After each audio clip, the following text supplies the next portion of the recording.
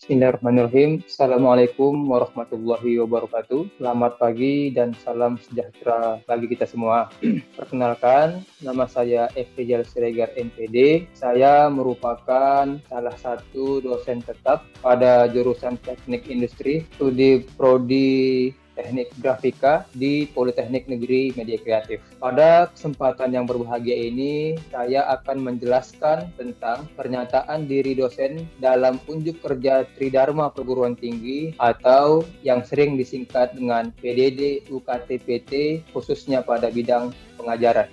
Sebagai seorang dosen, saya memiliki tanggung jawab untuk melaksanakan dan menjalankan Tridharma Perguruan Tinggi. Salah satu Tridharma Perguruan Tinggi tersebut adalah melaksanakan kegiatan pengajaran. Pada kesempatan kali ini, izinkan saya untuk menjelaskan deskripsi dan informasi umum dari salah satu mata kuliah yang saya ampuh di Prodi Teknik Grafika, yaitu mata kuliah pengantar ilmu grafika. Mata kuliah pengantar ilmu grafika memiliki bobot 3 SKS yang terbagi menjadi 2 SKS secara teori dan 1 SKS secara praktek. Adapun kode mata kuliah pengantar ilmu grafika adalah TGK 1301. Pada kegiatan pengajaran pengantar ilmu grafika, bahasa pengantar yang saya gunakan adalah bahasa Indonesia.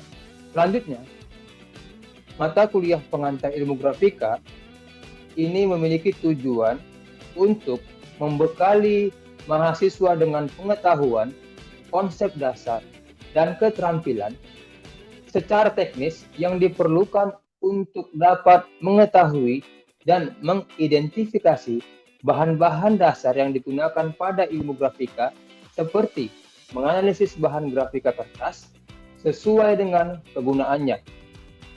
Pada industri percetakan, dilakukan untuk menguji mutu kertas dan tinta. Selanjutnya, adapun capaian pembelajaran lulusan atau CPL pada mata kuliah ini terdiri dari 5 CPL.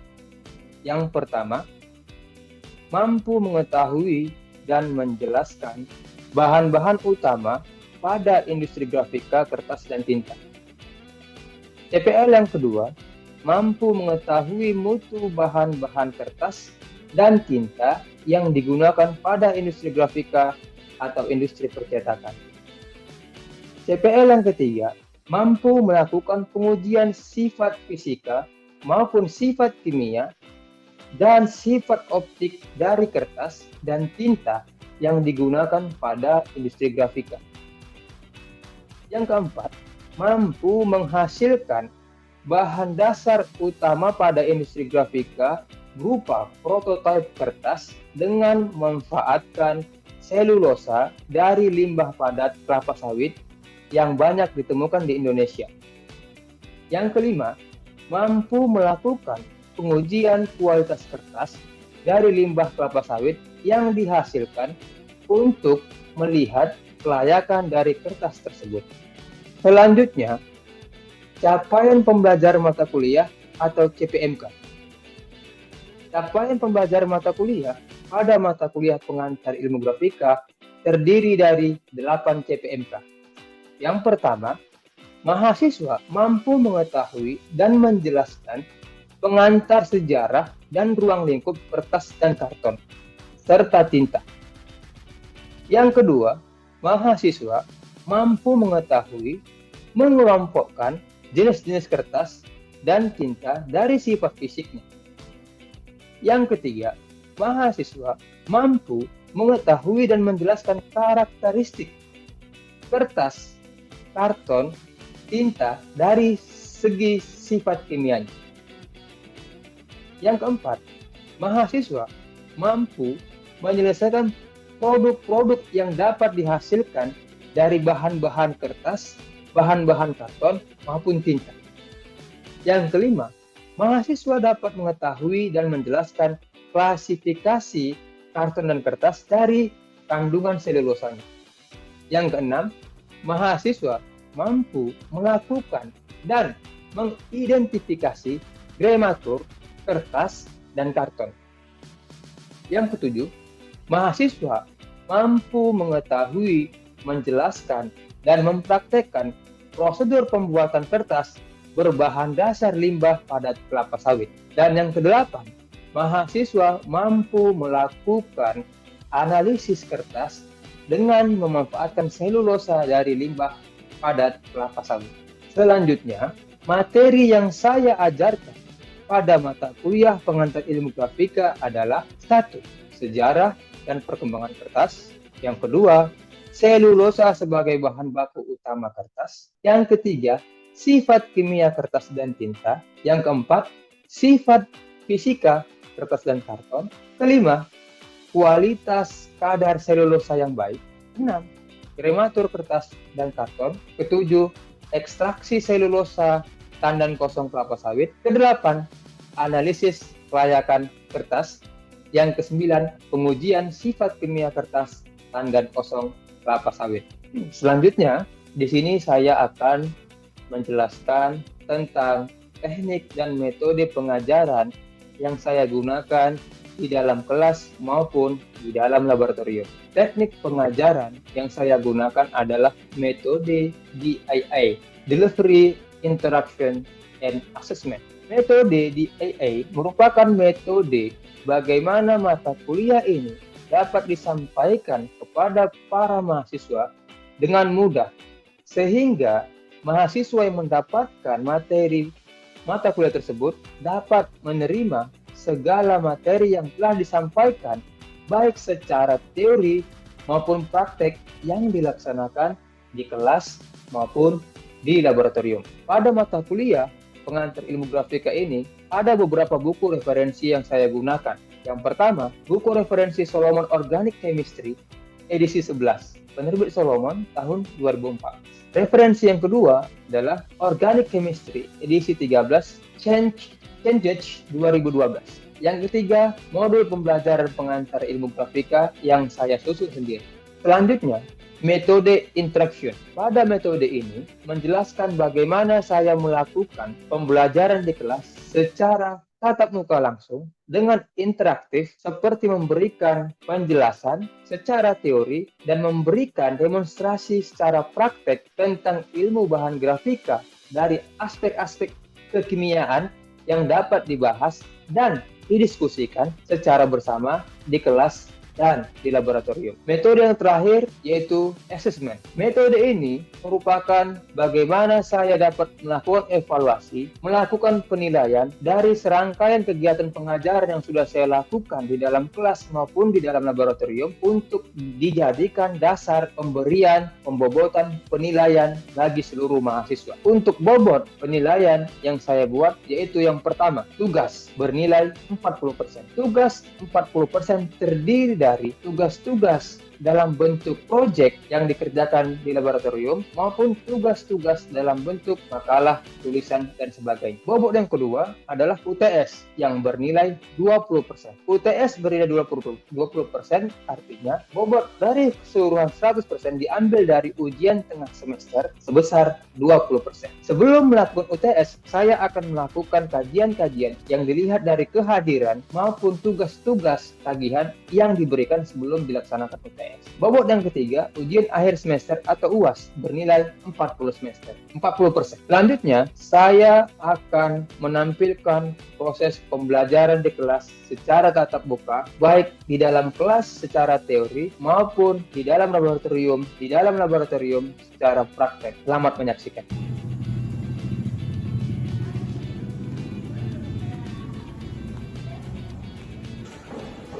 Lagi semua? Baik.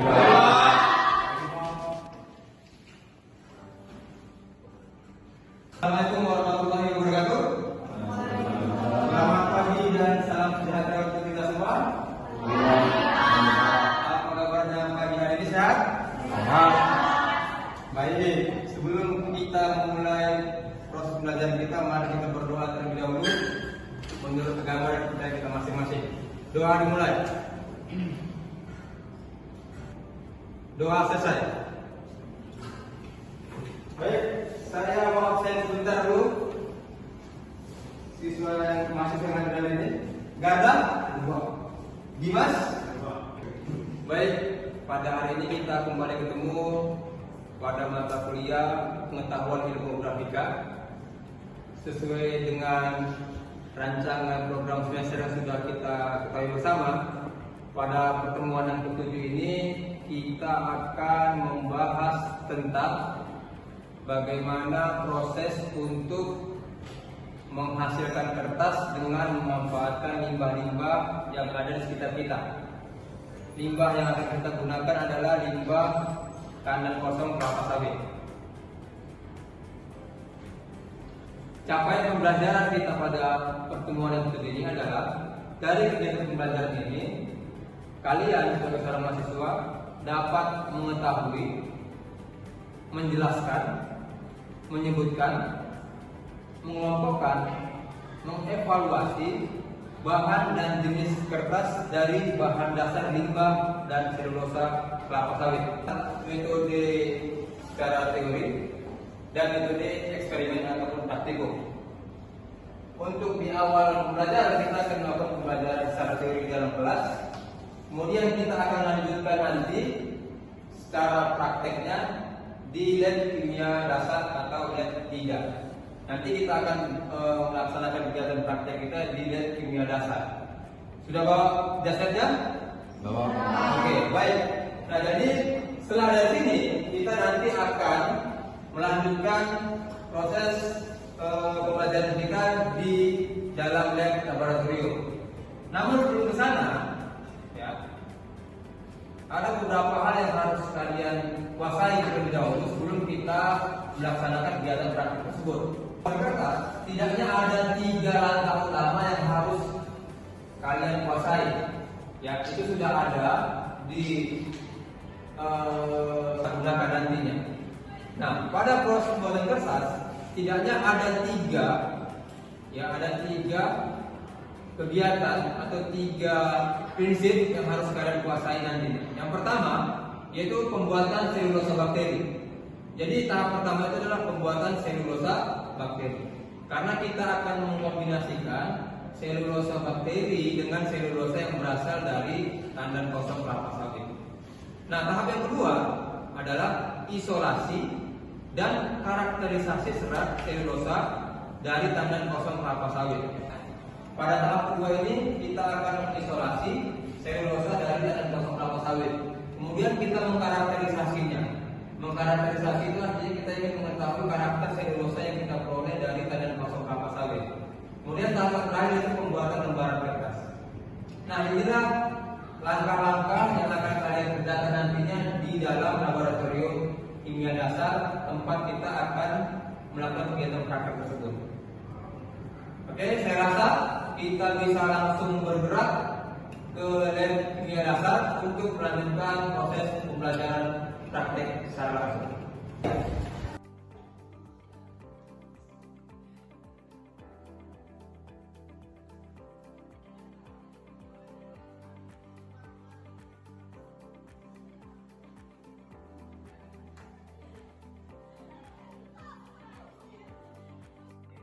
Assalamualaikum warahmatullahi wabarakatuh. Selamat pagi dan salam sejahtera untuk kita semua. Apa kabar kita pagi ini, sehat? Baik. Selamat datang di laboratorium kimia dasar atau Liga Kimia pada mata kuliah pengetahuan dasar dan pengetahuan ketiga. Di pada pertemuan kita hari ini kita akan melanjutkan materi yang akan kita bahas seperti yang sudah ada di TKS yang sudah baru pegang. Kalau sebelumnya kita sudah membahas sejarah dari kertas, ya, sejarah dari kertas, tahun berapa mengenai pengembangan kertas, kemudian sifat kimia kertas, kemudian ada lagi sifat kimia kertas. Nah, untuk pertemuan kita yang ketujuh, pada hari ini kita akan coba membahas tentang proses pembuatan kertas dari selulosa memanfaatkan limbah tandan kosong kelapa sawit. Nah, beberapa hari lalu saya sudah share ke kalian prosedur kerja, dan itu sudah kalian pegang, bisa semua memperhatikan prosedur kerja yang akan kita kerjakan pada hari ini. Metode yang kita gunakan adalah metode eksperimen atau metode praktikum, ya, di mana kita akan bereksperimen untuk menghasilkan prototipe berupa kertas dengan memanfaatkan selulosa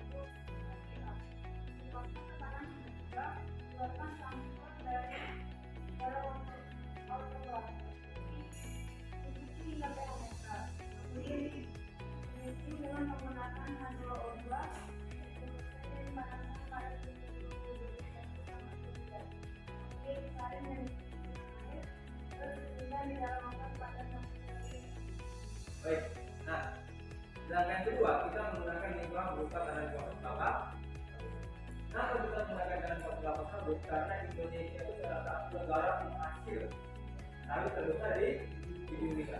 Nah, sementara sawit itu yang dimanfaatkan adalah buah.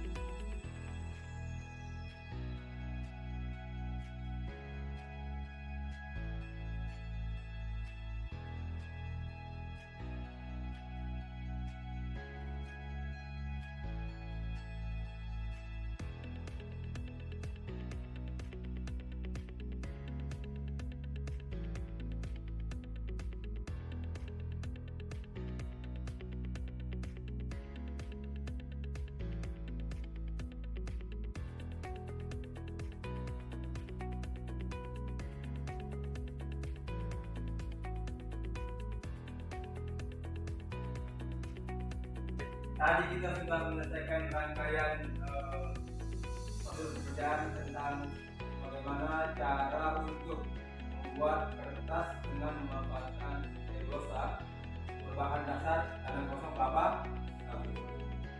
Nah, dari hasil yang kita peroleh, maka nanti akan ada 3 sampel. Ada sampel pertama, sampel kedua, dan sampel ketiga. Jadi perbedaan dari prototipe ini adalah massa dari tandem kosong kelapa sawit dengan massa dari selulosa bakteri yang dikombinasikan. Nah, selanjutnya prototipe ini akan kalian tempelkan di portofolio sebagai tugas akhir semester yang nanti akan dinilai sebagai proyek, di mana proyek itu adalah menghasilkan sebuah kertas berbahan dasar tandem kosong kelapa sawit. Nah, sampai sini ada pertanyaan? Nah, biasanya setelah kertas ini selesai prototipenya, maka kita akan melakukan uji sebenarnya. Jadi ada uji untuk melihat apakah kertas ini layak untuk digunakan atau tidak.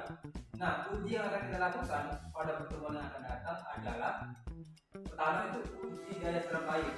Jadi kita mau melihat apakah kertas itu daya serapnya tinggi atau rendah. Karena kertas yang baik daya serapnya itu rendah. Tinggi atau rendah? Tinggi. Ya, jadi kita lihat daya serapnya. Kemudian ada daya tarik. Nah, kertas prototipe ini akan kita uji untuk melihat bagaimana kemampuan tarik dari kertas tersebut. Apakah dia mudah robek atau tidak. Nah, barangkali itu saja pertemuan kita hari ini. Tadi kita sudah melakukan dari awal, kemudian melakukan kegiatan eksperimennya. Maka selanjutnya kita akan bertemu minggu depan. Kita akan menguji kertas-kertas prototipe yang sudah kalian selesaikan atau sudah hasilkan dengan perbandingan massa tandem kosong kelapa sawit dengan massa dari selulosa bakteri. Alhamdulillah, kalau tidak ada, sampai ketemu minggu depan. Saya tutup dengan Assalamualaikum warahmatullahi wabarakatuh. Selamat siang dan salam sejahtera untuk kita semua.